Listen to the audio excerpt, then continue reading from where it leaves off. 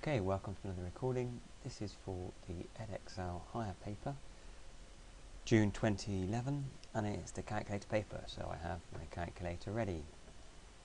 As before, I've just gone through it, and I've done it in pencil first quickly, so I can speed up the time it takes to go through. Okay, don't forget, there's a formula you may need as we go through. Don't try and answer those. Not there to be answered, they're there for help. Okay, here goes then. Question 1. We're asked here, a student is chosen at random, work out the probability that the student studies Spanish. We know the sum of these probabilities has to add up to 1. We've got 0.5, 0.1, that's 0.6, another 0.2 is 0.8, so the missing bit must be 0.2. There are 800 students at the college. Work out the number of students who study German. Well, 0.2 of the students study German, 20%, but we'll leave it as a decimal, 0.2. 0.2 times 800 students equals 160 students. 160 students.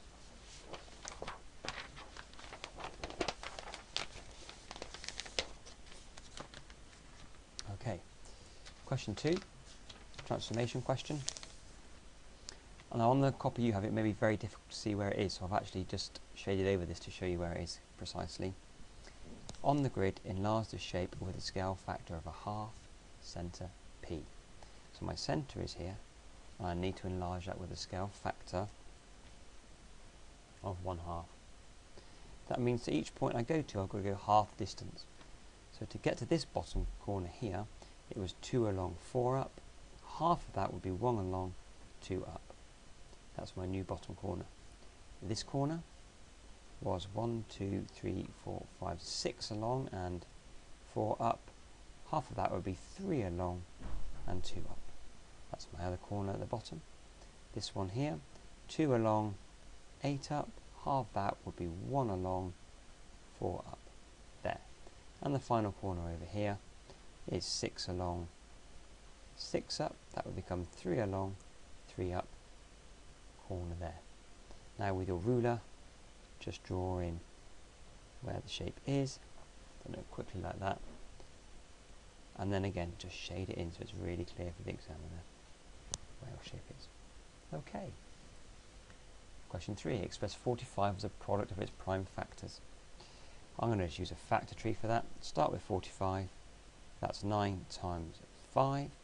5 is a prime factor, so I'll circle it. I can't split that down anymore. 9, no, it's 3 times 3. So as prime factors, it's 3 times 3 times 5. You could write that as 3 squared times 5 if you wanted. And leave it as 3 times 3 times 5. It's now saying find the highest common factor, HCF, of 45 and 30. Well, I've got my factors here of 40 already, so I'm just going to do the same for 30. 3 and 10, 2 and 5. So 30 is 3 times 2 times 5. We use the Venn diagram method. This here I'm going to make with 45, and that was 3 times 3 times 5. And this was my 31, which was 2 times 3 times 5. What numbers can go in both here? Well, I can take a 3 from this one and also from that one. So there's a 3 in there. I can take the 5 from both and put it in both. I've got a 2 left here and a 3 left there. The highest common factor is the bit in the middle. 3 times 5 equals 15. So the highest common factor is 15. That's one method. The other method, 45 and 30. What number goes into both of those? Well, straight away 3 does. 3 15s give me 45 and 3 10s. Is there a number that they both go into? 5 goes into that 3 times and twice. Is there a number that these go both into? Nope. Highest common factor is the high bit, the H bit of that, the high bit. 3 times 5 is 15. If you wanted the lowest common multiple, they haven't asked for that, but if you did want the lowest common multiple, you're doing 3 times 5 times 3 times 2. if you wanted the lowest common multiple of this one, you'd be doing 3 times 3 times 5 times 2. The L here gives you the lowest common multiple. Anyway, they're asking for the highest common factor, which is the H bit, the high bit. 3 times 5, 15. Okay. On the grid, draw the graph y equals 4x minus 2. Okay, I'm going to use a gradient and intercept method for this. The intercept, same as y equals mx plus c. So my intercept, the plus c, the climb on number is minus 2. There. The gradient number, the m, is 4. So for every one I go along, I need to go up 4. Now they've been sneaky here. They've changed the scales on the axes not to match, so be very careful. If I go along 1, I need to go up 4. Notice I've gone from 0 to 1, so go along 1, I need to go up 4. Now minus 2 to 2 is 4, so it's actually there. That's 1 along and 4 up. It's confusing because the squares aren't as they normally be, 1 square for each axis being equal. 1 along, 4 up. I think that's really quite a sneaky question, really. I don't like it when I do that because I don't think it's helpful to you to really understand what's going on. Just want to draw a neat line through that. There we go. The other thing you could have done, you could have just set up some values. X, Y, this way takes a bit longer, but I'll show you in case you did it this way. 0, 1, 2, 3. When x is 0, 0 times 4 is 0, take 2, minus 2.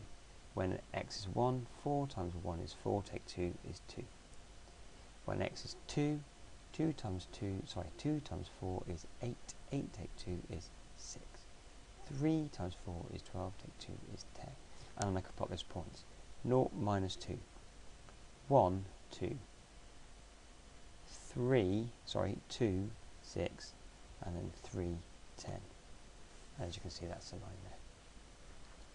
Two different ways of doing it. Okay. Circular pond with a path around it. The pond has a radius of 5, so from there to there is 5. The path has a width of 1. It's a bit not clear to see there, but that says 1 meter there if you look there. Okay.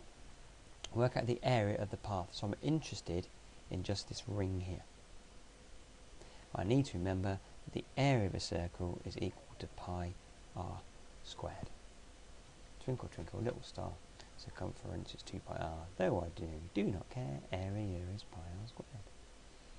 Right, and then I'm going to talk about the grey circle, which I'm going to treat as a whole circle here, all of this, and then the white inner circle in it as well. So for the grey circle, the area is equal to pi r squared, so the area is equal to pi times 36, or 36 pi, because 6 times 6 is 36. The radius there is 6. Don't forget it's 6, so you've got 5 there, and then the 1. For the white circle, again, area equals pi r squared. So in this case, we're now going to be looking at the area equaling to pi times 5 squared. Pi times 25, or 25 pi. Okay, so I know the area of all of this big one is 36 pi. The area of the little one is 25 pi. So the area of the bit between must be the difference between the grey and the white. So I now need to do the grey, subtract the white, which is 36 pi, subtract 25 pi. 36 take 25 is 11, so it's 11 pi is the answer. Now you could have calculated on a calculator there and get the decimal and decimal there, but I think it's quicker this way. They want the answer correct to 3 significant figures. That's actually completely accurate, it is 11 pi. But they want you to give a decimal answer to 3 significant figures. So I'm just going to use my calculator and quickly type in there 11 times pi, so I need to shift and that there to get that one there up. Sorry, there we go. That will say 11 pi. Search the decimals, the SD button, 34.5575. 34.5575. Then you want 3 significant figures. 1, 2, 3. Chop that off there. That's 5, so this is going to round up to 34.6. answer 34.6. Units are in there, meter squared, so I need to add it. Okay, stem and leaf diagram. Here are the ages of 16 people. Draw an order stem and leaf diagram. You must include a key. They're giving you all the information you need there. Don't forget, stem and leaf, A, O, K, all, order, key.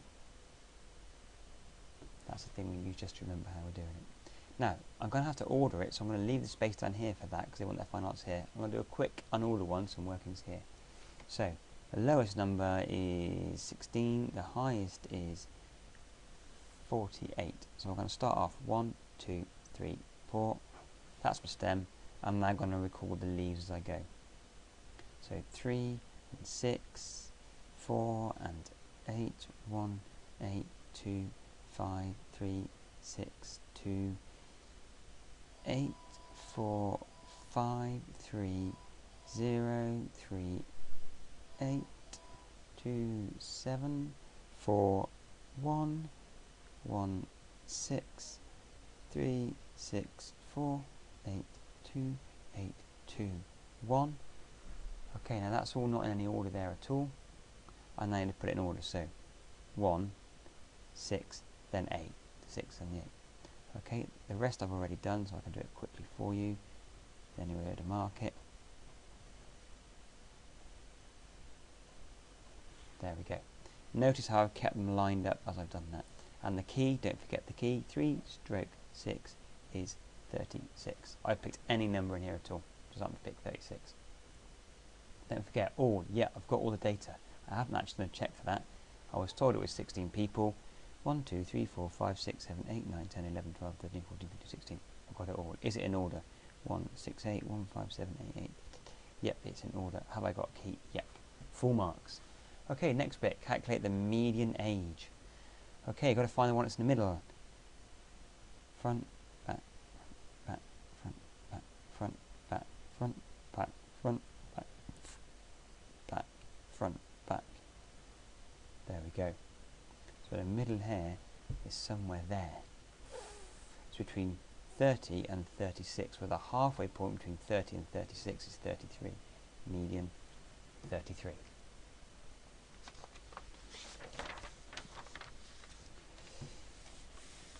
Okay. I found this a bit tricky when I first did it, only because I was getting confused with the words to start with. So I think the best way to do this is just do what it says. Bob has 120 beads. The beads are either red or green. Bob gives 3/4 of the beads to his friend. 2/3 of the beads Bob now has are red, and how many green beads is it? Well, don't get too confused. Stop with it. He gives 3/4 away, so he keeps 1/4 of the 120. So first of all, 1/4 of 120 is, well, 1/4 of 12 would be 3, so it's 30. Okay, so he's got 30 beads left. 2/3 of those beads Bob has are red, so that means 1/3 must be green. So you want 1/3 of 30 is 10. Really easy. 10. Okay. The next one. Rotate the shape 90 degrees clockwise about the centre O, and that O means the origin there. Boom. 90 degrees. Okay, all I'm going to do, put my tracing paper over it, very quickly trace it out.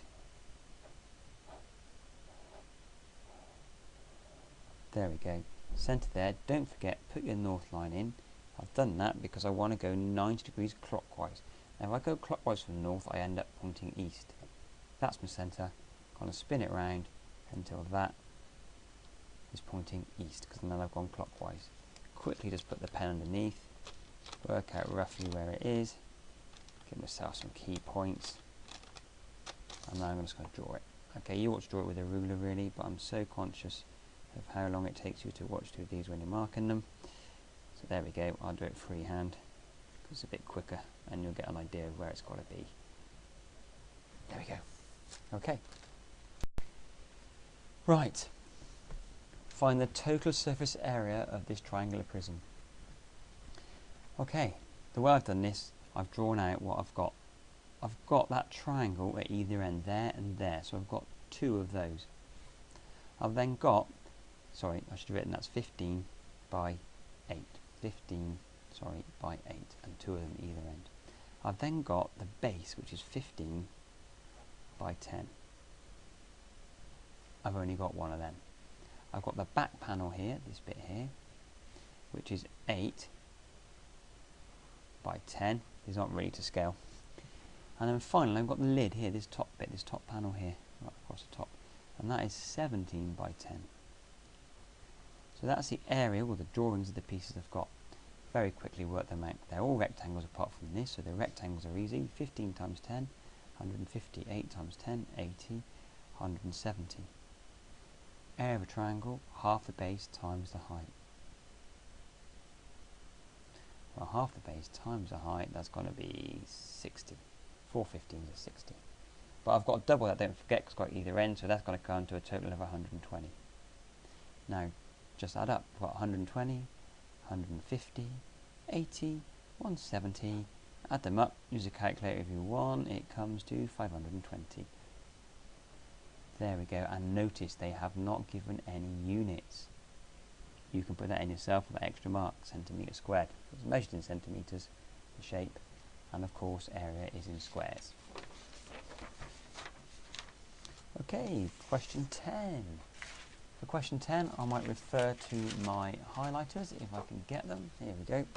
Right, simplify 3e plus 5f plus e minus 3f. So, do my e's in one colour, including the sign in front, and then do the f's in another colour, again including the sign in front. Okay, so in orange, the e's, I've got 6e plus another e will give me 7e, and in yellow I've got 5f's, positive 5f's, and minus 3 will give me a total of plus 2, so plus 2f. There we go. Okay, solve the equation. First step, as always, copy it out. Next stage, I'm going to times out this bracket. 8x, everyone gets that right. This is a bit they get wrong. Don't forget it's 4 times minus 1. 4 minus 1 is minus 4. Equals 3x minus 19. Okay. Can I reduce my total number of x's? I can take 3x from this side, so I can take 3 from there. So write minus 3x minus 3x. That'll leave me with 5x and the minus 4 and minus 19. Can I get rid of some numbers? I could do with adding 4 to that side. Let's add 4 to that side. 5x equals 19, negative 19, add 4 will give me negative 15. So 5x equals negative 15. Therefore x will be equal to minus 3. Minus 15 divided by 3 is 5. Sorry, divided by 5 is negative 3. Okay, this one. Solve y plus 4 equals 5. Sorry, y plus 4 divided by 5 equals 30. Do it as it said. Y. Add the 4. Then divide by the 5. Now it's important there, that's like a bracket. That long line means it's a bracket. So that's happening first. So y add 4 is happening first, then divide by 5. That gave us the answer of 30. Let's reverse that or undo it. 30, which looks like 30, not 36. 30 times 5 would be 150. The next stage, it was adding 4 that way, so it's taking 4 this way. 150, take 4, 146. Let's see if that works. 146 add 4 is 150. 150 divided by 5 is 30. So my answer is definitely 146. Okay. Bianca asked 32 women about the number of children they each had. The table shows information in the results. Sorry, let me bring that over a bit for you. Okay. Find the mode. What's the most common number? There were 9 zeros, 6 1, 6 families with 1, 7 mothers who had 2, 8. Well, clearly it's a 9, so the mode in this case is 0. Okay, this is a case of TAD, times, add, divide. So times 0 times 9 is 0, 1 times 6 is 6, 2 7s are 14, 3 8s 24, 4 2s are 8, add all of those up, comes to 52. So I've done times, done my add, I've got to add up the frequencies, add all those, but I didn't add them up because I knew it was 32. So my mean is going to be 52 divided by 32, which equals 1.625. Just did that quick on the calculator. 52 divided by 32 is 1.625. Answer 1.625. Just have a little look at that. That will place it around about here in the table, which is about halfway between those numbers. I've got 9, 6 there, 7 and 8 are 2 there. That's probably about right. I'm happy. That's about right for the table. Okay. Cool. Come up to staples, halfway point. Try an improvement. Yes, it is. The equation x cubed plus 5x equals 67 has a solution between 3 and 4. Use trial and improvement method to find this solution. Give your answer correct to 1 decimal place. Crucial bit there. That is telling me I can only use x to 1 decimal place.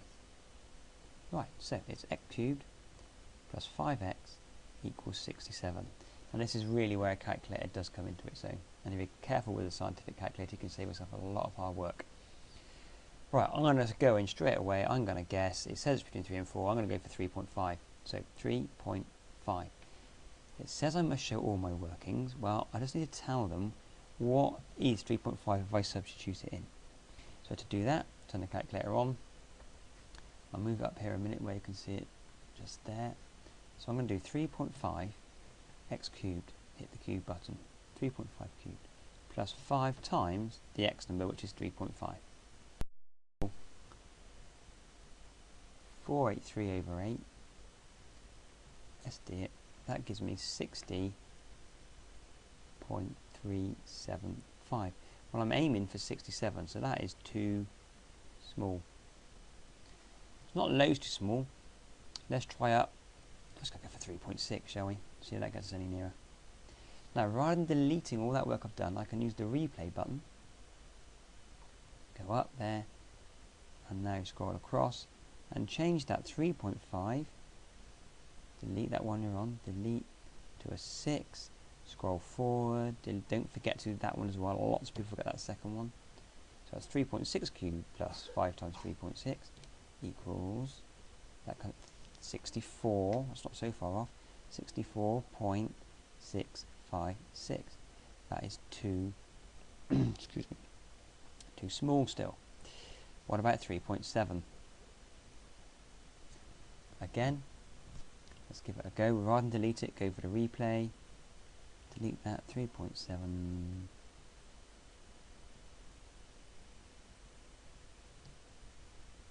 3.7 comes up to 69.153. Now that one is too big. So it's somewhere between these two, but I can only use 1 decimal place. So I've got to pick one of these two. Now if you work out how far away each of these is from 67, this one here, this 69.153, is slightly closer to 67 than this one here. So I'm going to say that is my answer, that one there. So I'm down here, I'm going to write the answer, 69.153. If you're not too sure how I worked out which was bigger, just literally do 69.153, take away the 67, and see which is nearer. To get the final mark though, they want you to show how you know it's nearer, and the cheap way to do this is just do the halfway point between the two solutions that were closest. So in this case, 3.65. I'll type that into the calculator. We only do this second decimal place as the final stage for the halfway point, and I calculate that to be 66.877, which is too small. That's all I need to write, and although I don't really get what's going on there, that has got me that extra 4th mark. Okay, number 13. Use your calculator to work out that business there. You must write your answer as a decimal in the whole display. Okay, all I did, square root, it's a fraction, so hit the fraction button, type in the top, 920 minus 170 tan 65. Don't forget to close that bracket there on a 65. And then type in this box here at the bottom, which is 0.012 plus 0.034.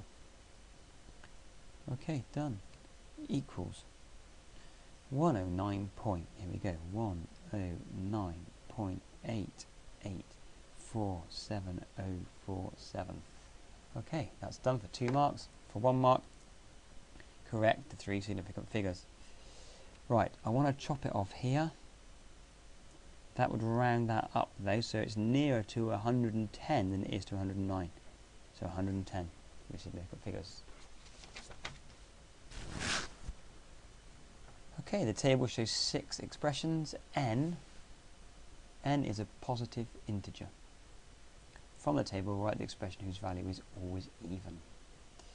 So I've got to find something that's going to be either multiplied by 2, 4, 6, 8, multiplied by any even number. That is, but then I take something away. That's tripled, quadrupled, but then I could add an odd bit on. This is the one. It's 4 times it there. 4 brackets 3n plus 1. Now whatever I pick for number here, if I get an odd number, say 5, 4 times 5 would be 20. It's always going to come out with an even number. If I have an even number, let's say 10 is even. 10 times 4 is 40. That's also even, so that will always be even. Always a multiple of 3. Well, that's going to need to be exactly the same idea, but 3 times at the end. So 3 times at the end is 3n plus 4. Whatever number is here, 3 times it will be in the 3 times table, a multiple of 3.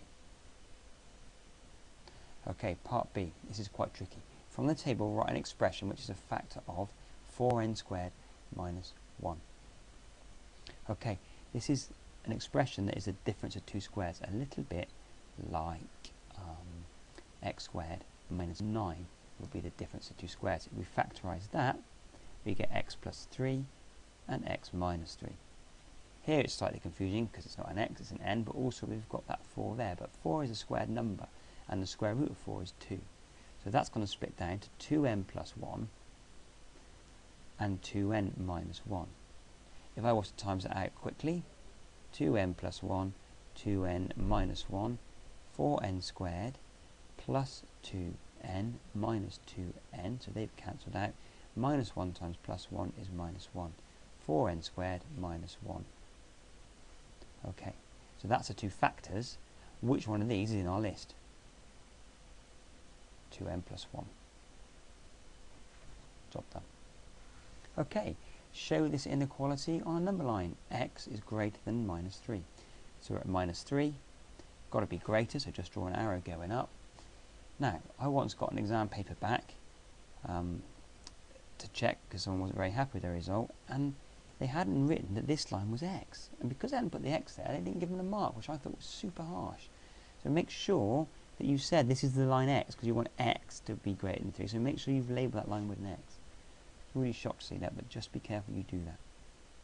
Right.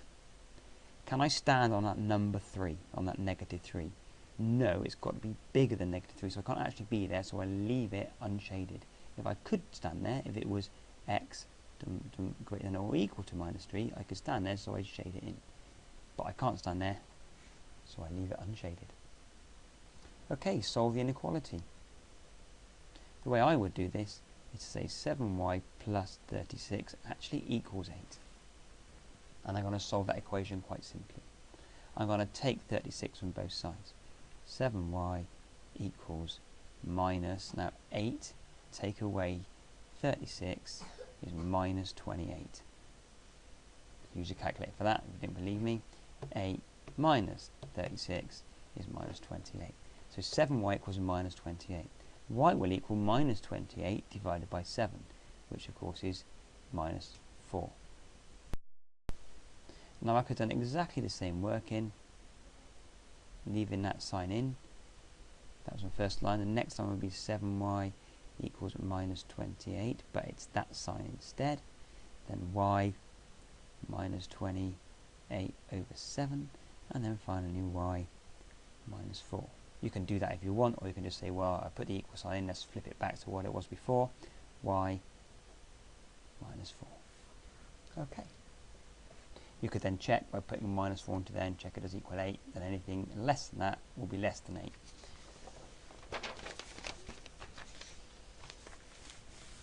Okay. In the sale, the normal price of a book is reduced by 10%. The sale price of a book, is £4.86. Calculate the normal price. So, the normal price, I'll call that NP, times by 0.9. Now, the reason I've done times 0.9 is it was 10% off, which means you've got to pay 90% of it, and 90% is 0.9 as a decimal. And that came to £4.86. So something times by 0.9 gives me, so NP, the normal price, times 0.9 gives me £4.86. To undo that, £4.86, the opposite of timesing by 0.9 is divide by 0.9, and that will give me the normal price. So let's do it on the calculator. £4.86 divided by 0.9, 5.4. So the answer is 5.4. Don't forget it's money, so it's £5.40. Answer, £5.40. They put the pound sign in for me there. Don't need to add it myself. That is often called reverse percentage. Okay, two similar triangles. I haven't often taught this, but when I do, I like to play matching up.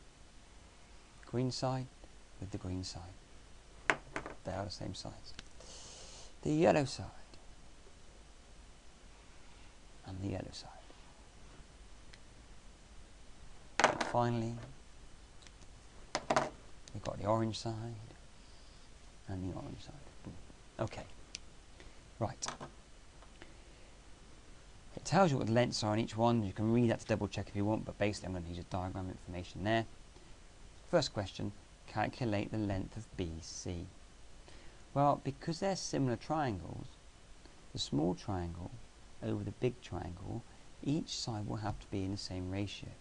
So looking at this green side, 6 over 10. That is the fraction that the little one is of the big one. That's my green one. That will also have to equal my yellow one, which will also have to equal my orange one. So this really now is quite straightforward. Put in my equivalent fractions and work out what they've got to be. Right, the yellow. The information I've got for the yellow one is that the orange is, on the small one, the small's on the top here, is 12. I don't know what it is on the big, it'd be line B to C. For the yellow information here, I don't know what the small one is, but I know its AC is 18 on that one there. Okay, so now I've got my question here set up. Sorry, I should have written down there that that's PR. On the little one, the yellow is P to R. You could write RP, doesn't matter which direction.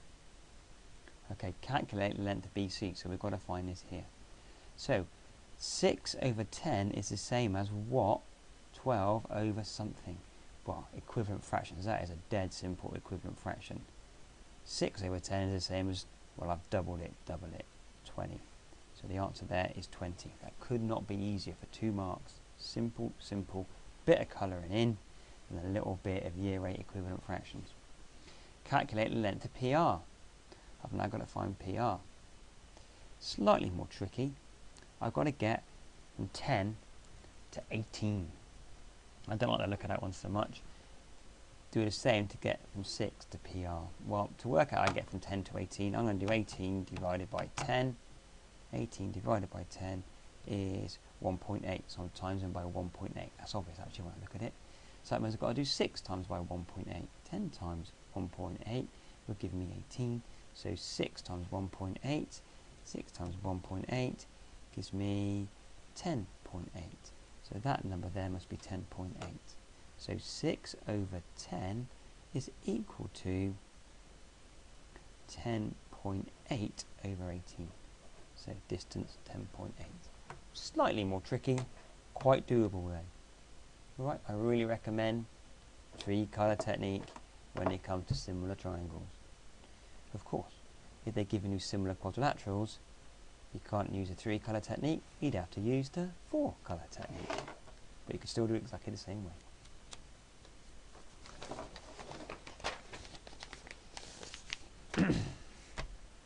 Okay, bit of sampling. Here are 3 secondary schools in Banley.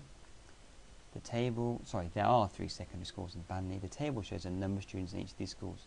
Adis, Greslow and Fripp, and the numbers there. Jermaine takes a sample of 50 students stratified by school. That essentially means she's got to take them in proportion of the size of the school. So she'll need to take the most number of students from Fripp because it's the biggest school, and the least number from Greslow because it's the smallest school. So she's going to take 50 out of the total of 2,350 people. I skipped a bit there, sorry, I should have said that I need to add up and find out what the total is.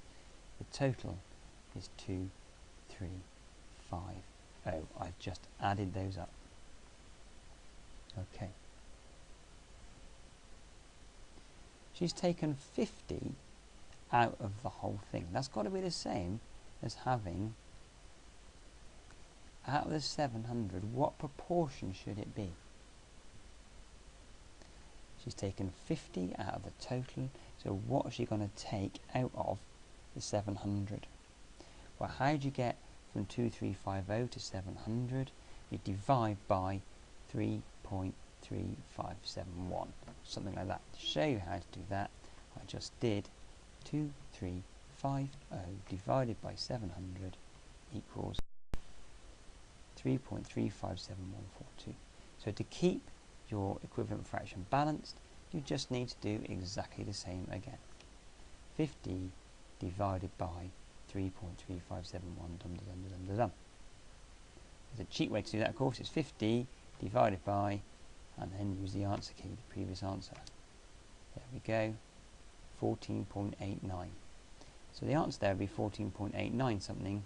Well, how many students would that be? Effectively, it's 15 students, isn't it? You can't ask 14.89 students. We need 15 whole students. Okay, question 23. Looking through this quickly, I've got some brackets, some x's here. I get a quadratic there. They're going to have to solve my quadratic, I reckon, given 3 significant figures. It looks like it's going to be using a formula. I'm liking the look at this question. The diagram below shows a large rectangle. The length is 2x plus 6, there we go, and the width x. The smaller rectangle, length x, is cut through, and width 3 is cut out and removed. What area of the shape is left? Now that could be confusing, but we've done a similar one with the circle earlier on. That's just going to be the white, take away the grey. So I need to do the white, subtract the grey.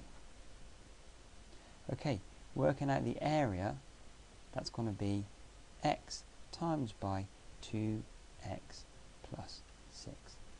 That would give me 2x squared plus 6x. Working out this side here, minus, well, it's going to be 3 times x, which is 3x.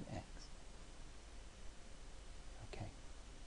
Now, it says the area of the shape that is left is 100. So when you do the white take away the grey, it will be equal to 100. So this will be equal to 100. And finally, 2x squared plus 6x minus the 3x must be equal to 100. Now they've asked you to show that it looks or comes to be that amount there. So you've got to have a 0 on here and not 100. So the only thing I can do to that is take 100 from both sides to get that to be a 0. So I'm going to take away 100. But if I take 100 from this side, I've got to take 100 from this side. 2x squared plus 6x minus 3x, take away 100. Oh, hold on a minute. I've just spotted here that I've got a 6x there and a minus 3x. They can cancel out to give me just 3x. 2x squared plus 3x, 6x take 3x, minus 100 has got to be equal to, I did that terribly before, I haven't made that a complete mess of that. I should have said right back that 100 take 100 was 0. So I took 100 from this side as well. I then simplified that there, there's 6x minus a 3x. Going to be equal to 0. Okay, I'm disappointed I made such a meal of that, so I'm going to do it again. 2x squared plus 6x minus 3x equals 100. I want this side here to be 0, so I've got to take 100. Thus take 100 from that side too.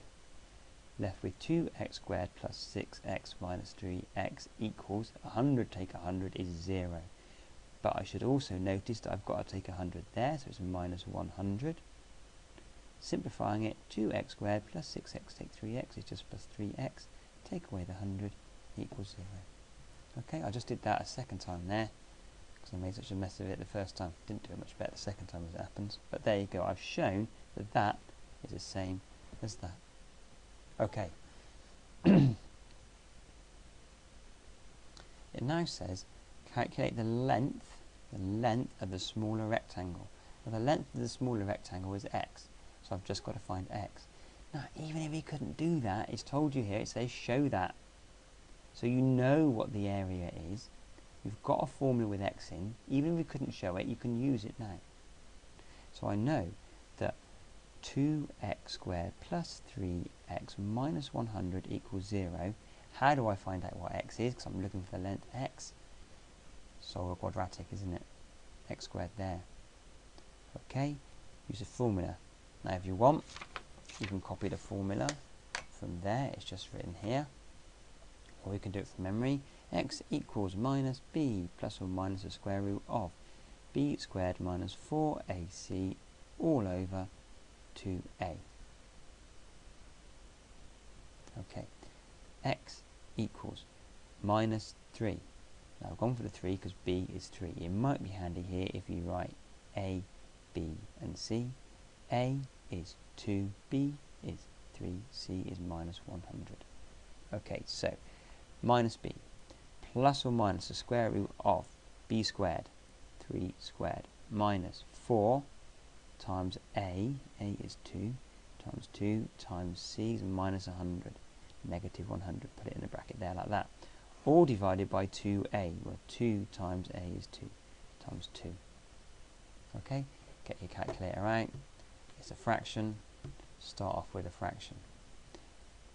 Negative 3, I'm going for the plus solution, see what it gives me first of all, plus the square root of 3 squared minus 4 times 2 times, put the negative in a bracket there like that, 100, I've got it wrong there, delete, 100, make sure you do 100 not 10, all divided by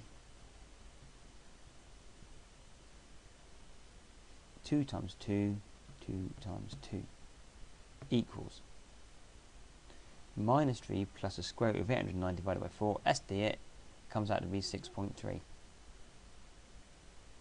6.36071. Well, that makes sense. It's an okay number.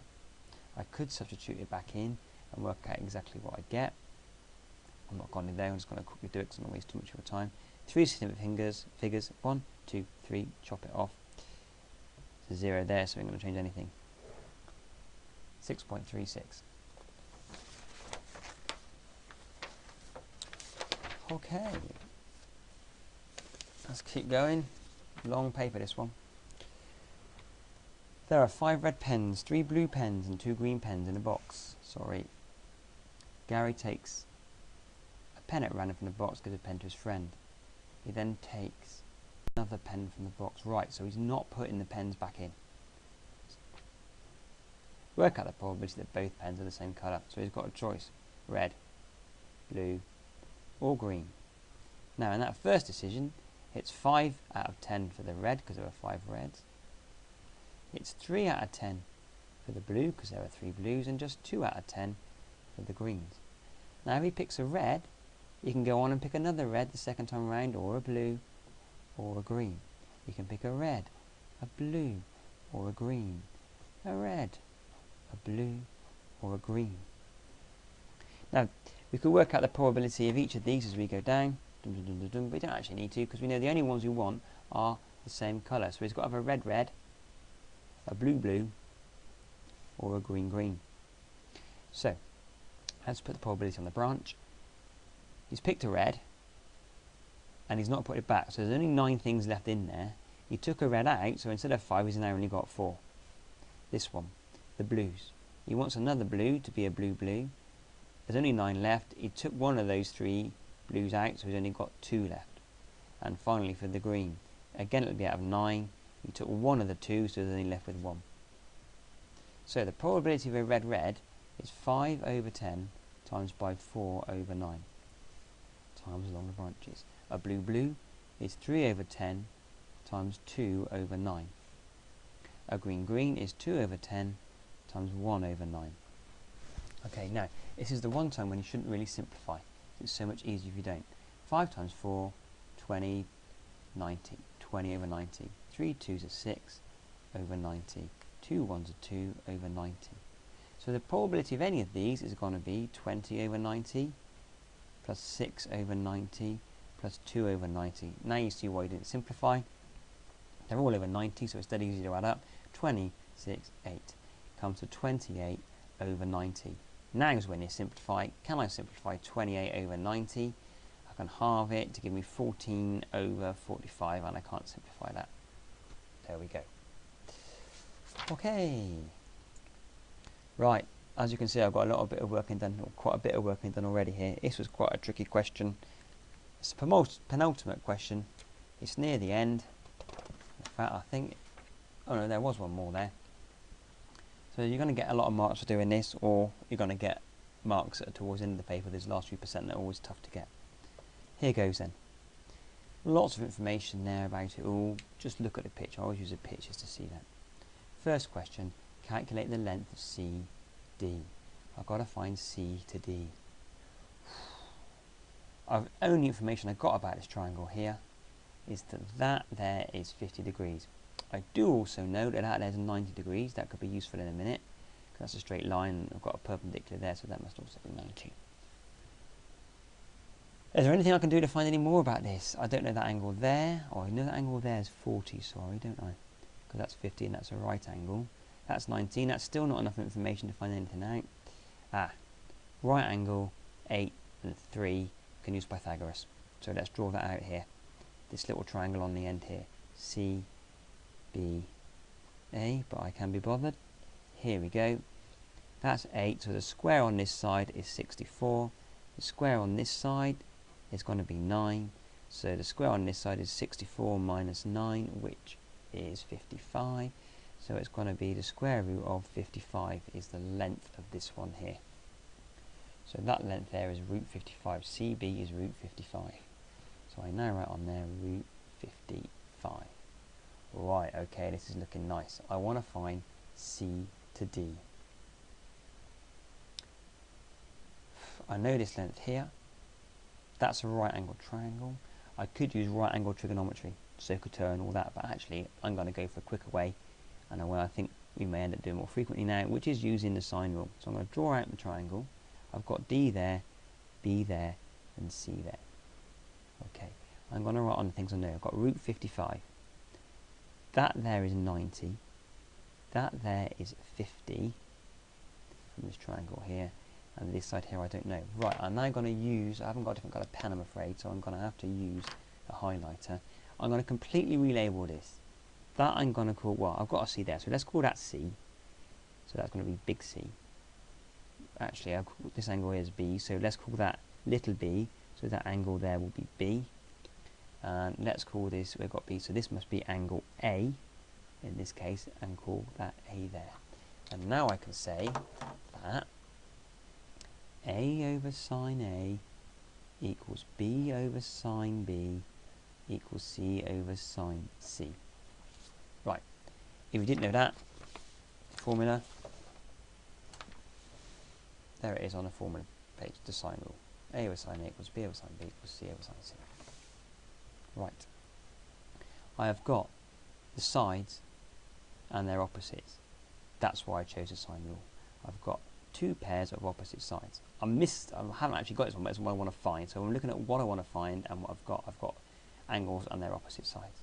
So I'm just going to do now that A over sine A, so root 55 over the sine of 50 is going to be equal to B over sine B, B over the sine of 90 degrees.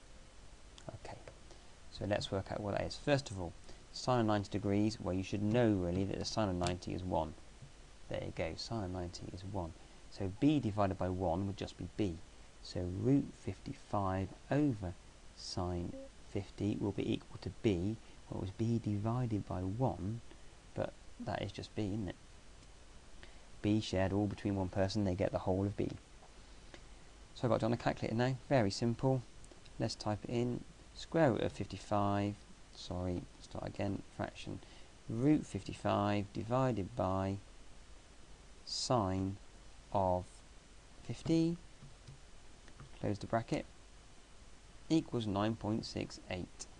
9.68. Okay, they want it to three significant figures. Well, it was 111, but that's fine. That is to three significant figures.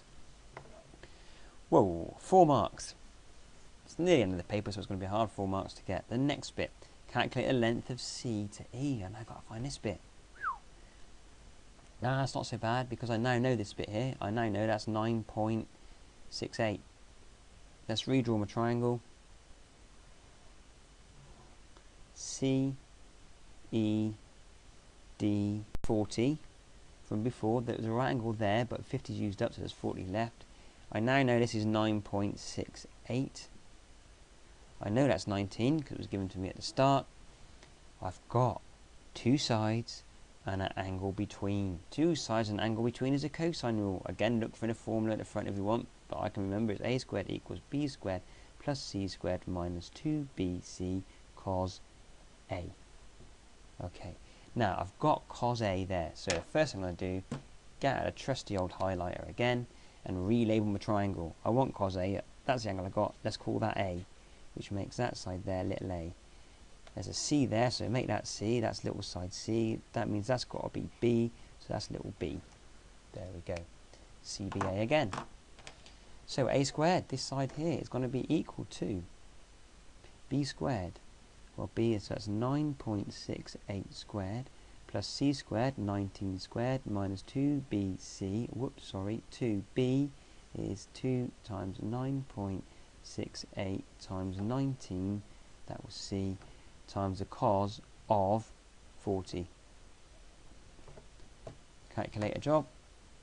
Here we go, I'll just shove it all up there so you can see as I'm doing it.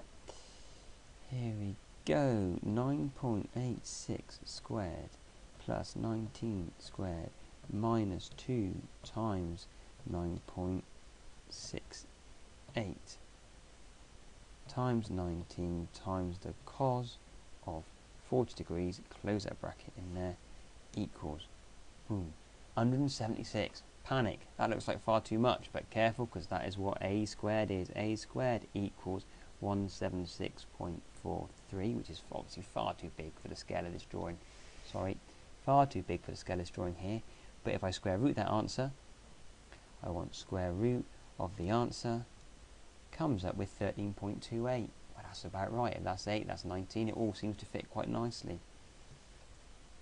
13.2829. Whoops, I've got a bit of a mistake there, because again they wanted three significant figures.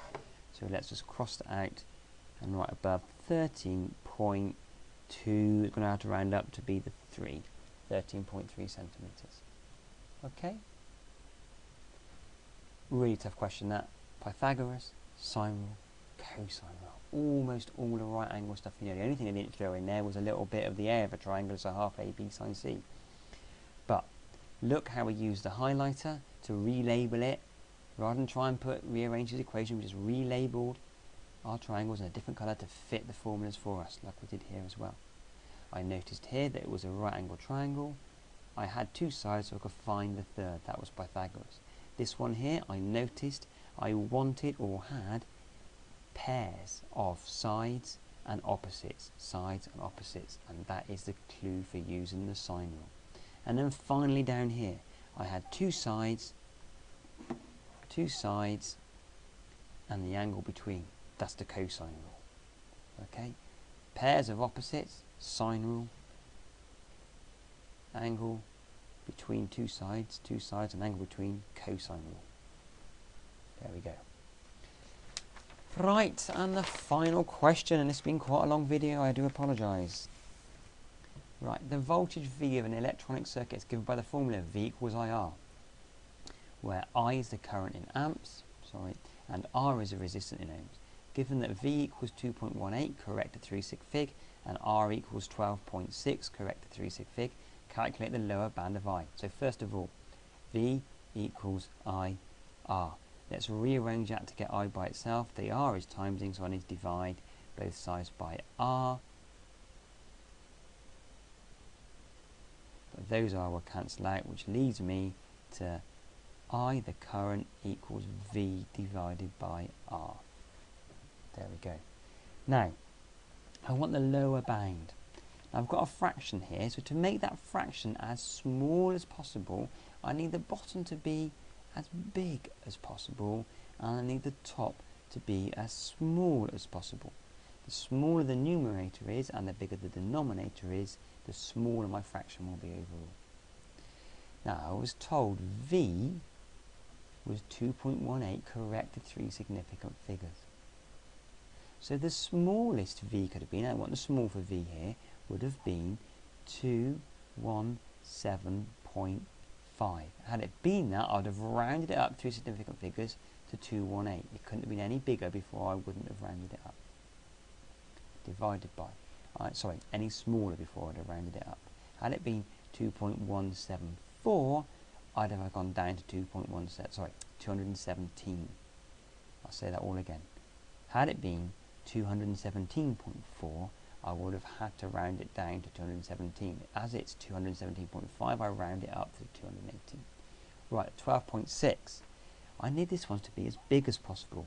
So 12.65 is as big as it can be before I have to round it up. In theory, it should be 4.999, but we use that English thing about it was going to be less than rather than equal to get around that problem. So to work out the bound of that now, I just need to do that divided by that on my calculator. So 217.5 divided by 12.65 equals 4350 over 253.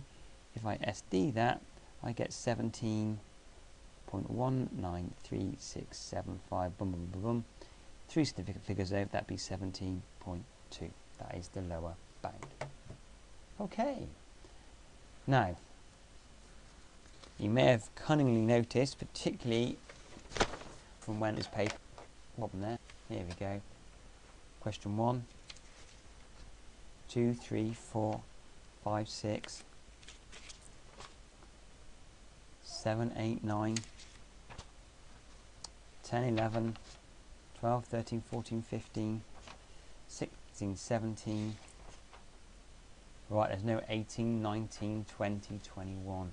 So there's 4 questions missing from that paper. I'm sorry, the photocopier must have chopped it off. Do apologise for that, but there you go. Good luck with list 4 if you couldn't do it. Okay, hope that's useful to you. Do use it, learn from it, particularly some of those techniques using the trusty old highlighters. And just like you probably use them in your English exam and humanities, you're perfectly allowed to use them in your maths exam as well. Although it says you must write in black ink, somewhere near it says this. Don't know where it is, somewhere down here. I don't know actually where it says that. Doesn't on the old style paper, but it does on the new ones. Okay, you can still use those highlighters though.